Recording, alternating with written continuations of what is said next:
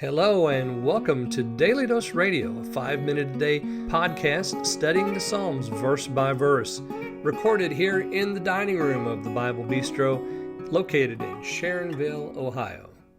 Hey there friends, welcome back to Daily Dose Radio here in the Bible Bistro. And we've been looking all this week and last week at Psalm 35, and today we're here in verses 24 through 26. We come now to the close, we're starting now to close out the psalm. And as we remember all that we've had here, we began with this prayer for the soul that was so prominent in the first half of the psalm. Prominent because David prayed about his soul. He said, "To my soul, I'm your salvation. Those who seek my soul. In vain they have behaved shamefully against my soul. So my soul will rejoice in the Lord. It will rejoice in his salvation."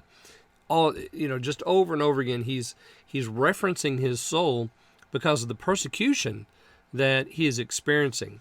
He gives us that wonderful contrast there in 13 and 14, how he behaved when they were sick, and then in 15 through 17, their behavior when he was sick, and then we begin to see how evil their speech is and their attitude towards him in this speech versus silence contrast that's created really beginning there in 20 and coming all the way down here into 23.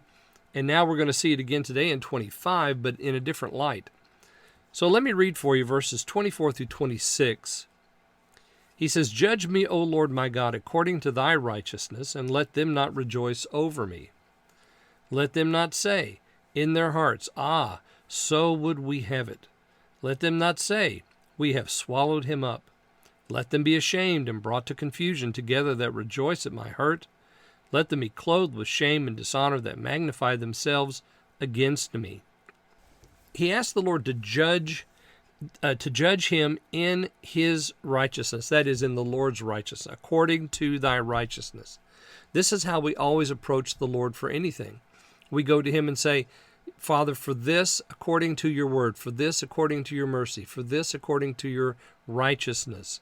And see, here it's righteousness because he's dealing with the unrighteous.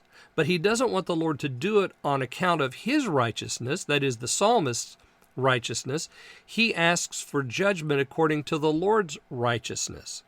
Because you see, we can't come and stand at the court and plead on our own behalf. We have to plead in the name of another.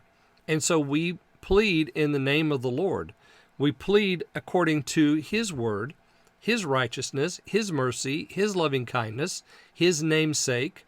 We're always pleading in accordance with something that he has done, nothing that we have done.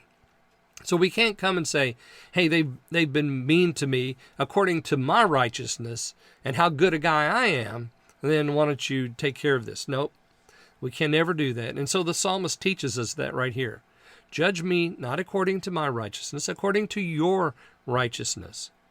Let them not rejoice over me. So then we begin in part B of this psalm, of this verse 24. In part B of 24, we begin with the let them not statements.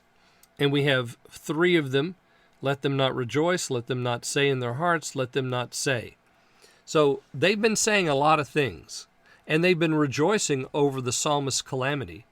But now David says, "Judge me. You've seen all this. Now judge in my behalf according to your righteousness, because what they've done is not only an affront to me, but it's an affront to you.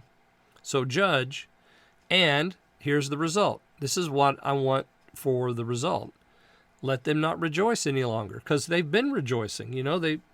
They there in verse 19, "Mine enemies wrongfully rejoice over me." David says, don't let them do that.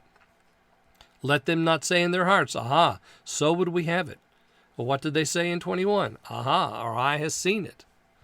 And then 25b, let them not say, "We have swallowed him up." You see, they've opened their mouth wide against the psalmist. We have swallowed him up. So let them not rejoice, let them not say, "Aha," and let them not say, "We have swallowed him up." So he's asking the Lord to judge according to this result. And then he says, let them be ashamed. And he says that twice. Notice in 26, Let them be ashamed and brought to confusion. Let them be clothed with shame and dishonor. And then the parallel part of that is that rejoice in my hurt, that magnify themselves against me. So these wicked, he's asking God to basically close their mouth up and to put them to shame for their actions and for their words. Judge me, O Lord, according to thy righteousness.